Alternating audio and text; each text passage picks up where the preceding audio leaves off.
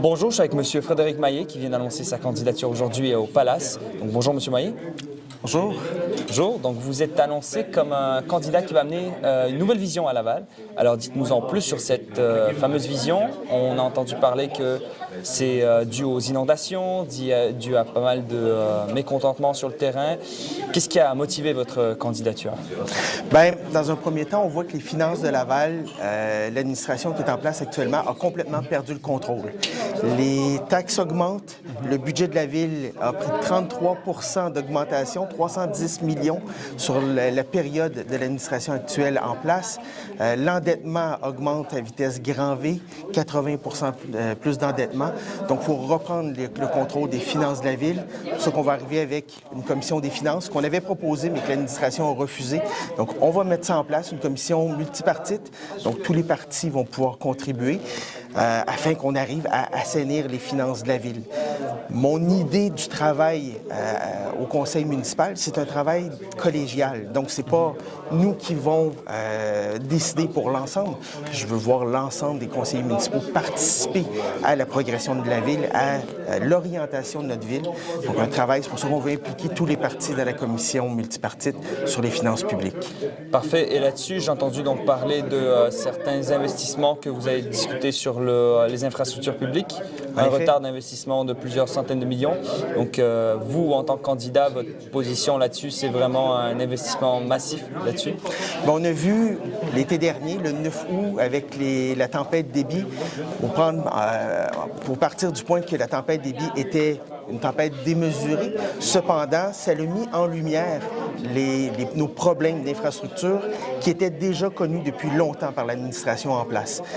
La ville de Laval, à chaque fois qu'il y a une pluie moindrement importante, on tombe en surverse, c'est-à-dire que nos égouts vont directement dans les rivières. On jette nos égouts directement dans les rivières. Il y a des investissements, on sait déjà, juste pour maintenir ce qui est en place, on a besoin de 620 millions sur les 5 prochaines années. Et ça, on ne parle pas de le développer.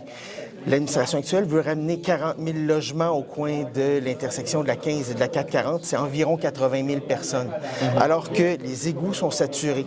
Donc, il va falloir faire des investissements si on veut ramener des gens dans le... Vous trouvez que c'est pas encore prêt, cette zone, pour accueillir ce nombre de personnes? Bien, définitivement pas. Nos égouts sont saturés, on déborde. Donc, il va falloir mettre des investissements majeurs pour entretenir nos égouts.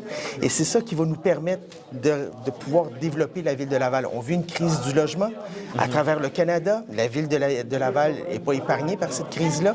Bien, on ne peut pas construire. Il y a plusieurs promoteurs qui viennent à la ville de Laval, qui veulent construire. Et on ne peut pas accueillir leurs projets, on ne peut pas les faire. Nos égouts sont saturés. Donc, il y a un travail majeur à faire pour entretenir nos égouts. C'est des choix de l'administration. Plutôt que de choisir des dépenses comme une bibliothèque à 180 millions, plutôt que de choisir... Est-ce que vous mettriez fin à tous ces projets si vous êtes élu? La bibliothèque, les travaux sont déjà en cours. Donc, on ne peut pas mettre fin à des contrats sans avoir des pénalités. Les projets qui ne sont pas lancés vont être réévalués naturellement. C'est ça le travail de la Commission des finances publiques. C'est à ça que ça s'attaque. C'est ça que ça regarde, la Commission des finances publiques. Et concernant le pouvoir du comité exécutif, est-ce que vous comptez faire quelque chose à cet effet? Je sais que Action Laval a plusieurs fois critiqué la surpuissance du comité exécutif.